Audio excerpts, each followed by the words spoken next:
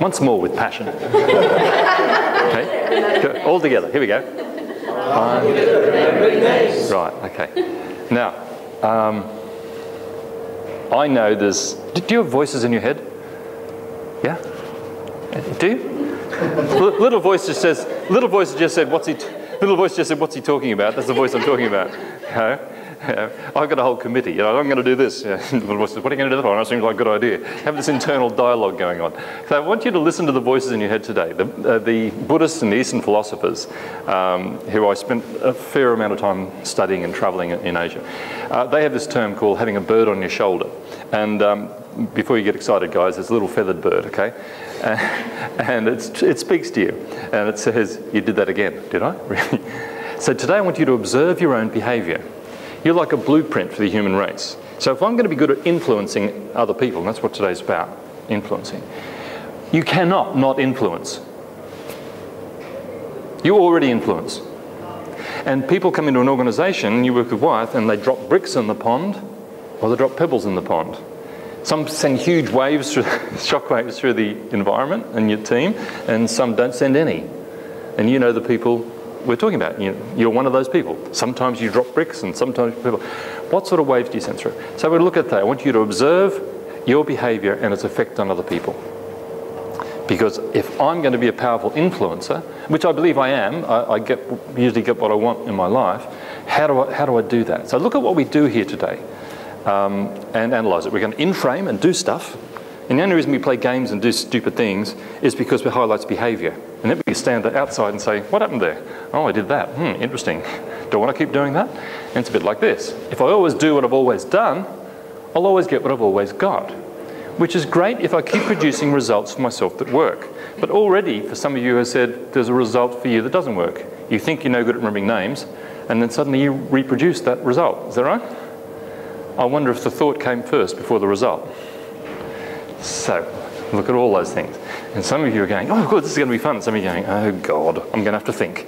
So be careful what you're thinking today. Your thinking governs your whole life. So, are you ready to go? Shall we do it? Okay, here we go. Oh, by the way, I didn't ask actually, does anybody have a problem with me filming this? It won't be sold on the internet or anything, you won't end up on. Although, remind me to tell you something about Dave yesterday. There's a part of yesterday we might want to put on YouTube. Dave Ormond, is that his name?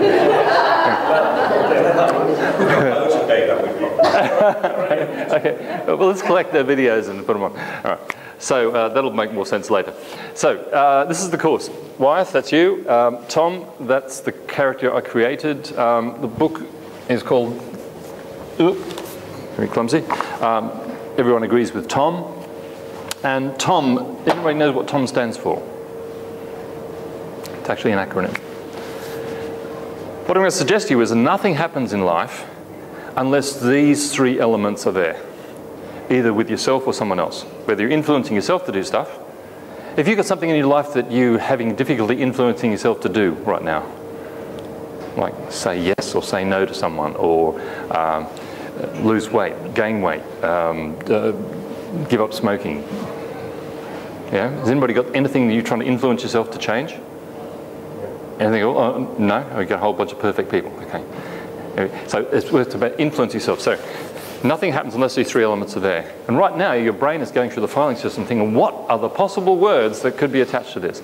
And if I put PowerPoint up and showed you those words, how long would they last in your head once I took the slide away? 10 seconds, not very long. So what happens is every time you've got to invest energy into remembering what this means, you cement it into your mind. And this is brain science. This is Derren Brown stuff, Paul McKenna stuff, from the same school, if you like. So that's the stuff we're dealing with today. How your brain works, how you get yourself to do stuff in other people. So what am I trying to build with you at the moment? From the time you walk in the door, why did I learn your names? What was I trying to do? Build trust, yeah, with you. Nothing happens. You won't listen to these from someone else unless you have plenty of this in that person. What are these? Things you're going to get done in the day? Objectives, yeah. Objectives. You won't listen to my objectives. You don't care about my objectives unless you trust me. If you come in here and I was wearing, I don't know, a long, blue sequin thong and a long red dangly earring, I guess the trust would have gone out the window pretty quickly. So, or maybe for some of you, not. No, I don't know. So, and then the third thing, we're not going to spend much time on this, just setting this up. We're planting seeds in your subconscious here. We work with the subconscious mind today. So this, sorry, what's this one? You're right, okay. And notice how quickly you wanted to answer that question, because you want to be the one who knew it. Yeah? There's part of you that's competitive too, because we're human beings and we like to move forward. We like to know we're progressing. So watch that about yourself today. Watch how competitive you are. And nothing happens unless there's plenty of this. Motivation.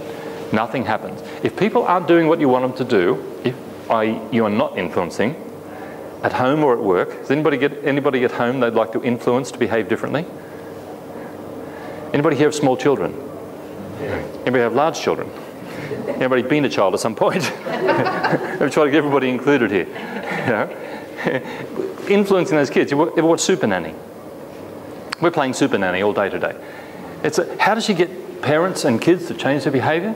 She builds trust with the parents and the kids, sets objectives that are meaningful to both parties.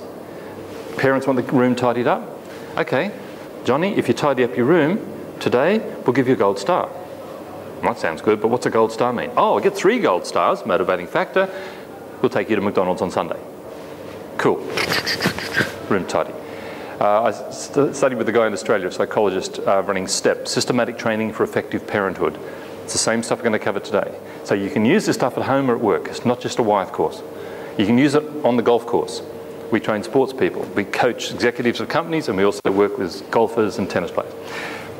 So use this stuff. So what does it stand for? Yeah. And I know it's going to feel a bit American sort of when you're repeating this stuff. But why would I get you to repeat it from what you know already about brain science? Sorry? To remember? Remember it. It cements it in. Yeah. Okay. So this, of course, this is the course. Are you in the right room?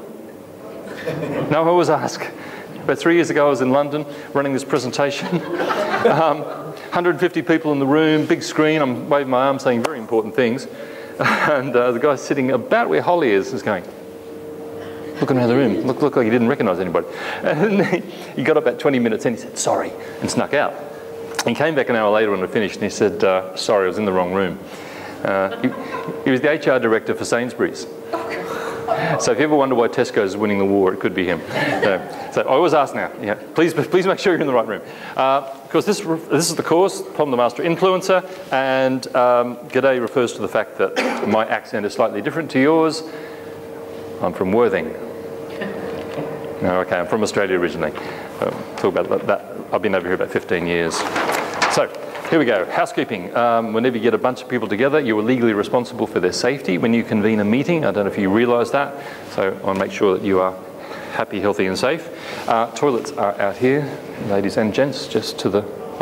gents on the left, ladies around to the right. Fires, we're not predicting any, so if there's a fire alarm, run like hell. Follow me. I'll be out this door following the green man. Meeting point is near the water out here. If it gets too close, jump in the water.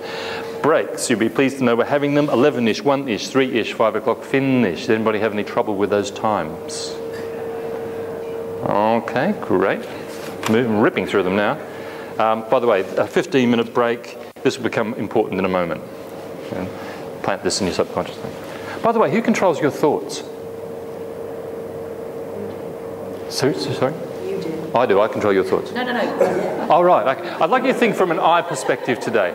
But I wonder how much is in that. Okay. See, if this was your conscious mind and this was your subconscious mind, which do you think has the most power? It's not a trick question, really, is it? Everything you've ever said and done is stored in this lump of meat between your ears. Okay. And we think we have various amounts of control over it. Okay. So you control your thoughts. Okay, great. We'll all do this together. Is this okay? Can we work together just for a moment? You can stay there. Okay. So all do this together. Just listen to my words. Words produce pictures. Pictures produce feelings. Feelings produce behaviour. I'll repeat that. Words. Your words, when you're trying to influence someone, produce pictures in their head. Pictures of success or failure. So if we paint a picture of success, they're more likely to move towards it. So words produce pictures. Pictures produce feelings. Oh, I feel like I want to do that because you've painted a nice picture.